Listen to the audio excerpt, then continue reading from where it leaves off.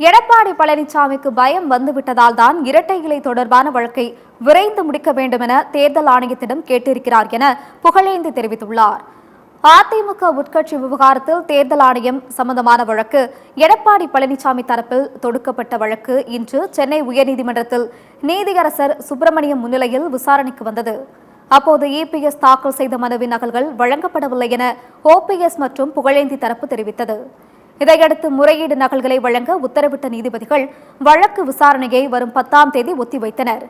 இதனைத் தொடர்ந்து செய்தியாளர்களிடம் பேசிய புகழேந்தி, எடப்பாடி எப்படியாவது ஏமாற்றி ஏதாவது செய்யலாமா என்று யோசிக்கிறார், அது ஒருபோதும் நடக்காது என்று தெரிவித்தார்.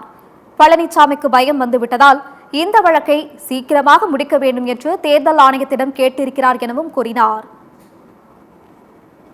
சிவில் டிஸ்பியூட் பெண்டிங் இருக்க வரைக்கும் கொடுக்கக்கூடாது என்பதுதான் எங்கள் தரப்பினுடைய வாதம். அதுதான் உச்ச நீதிமன்றத்தினுடைய உத்தரவு. இவங்க ஏதாவது மேனிபுலேட் பண்ணி கோர்ட்டுகளை ஏமாத்தி ஏதாவது பண்ணலாமான்னு பாக்குறாங்க. அது நடக்காது. பழனிசாமிக்கு பயம் வந்ததால தான் சீக்கிரமா எலெக்ஷன் கமிஷன் இதை முடிக்கணும்னு கேட்கிறாரு.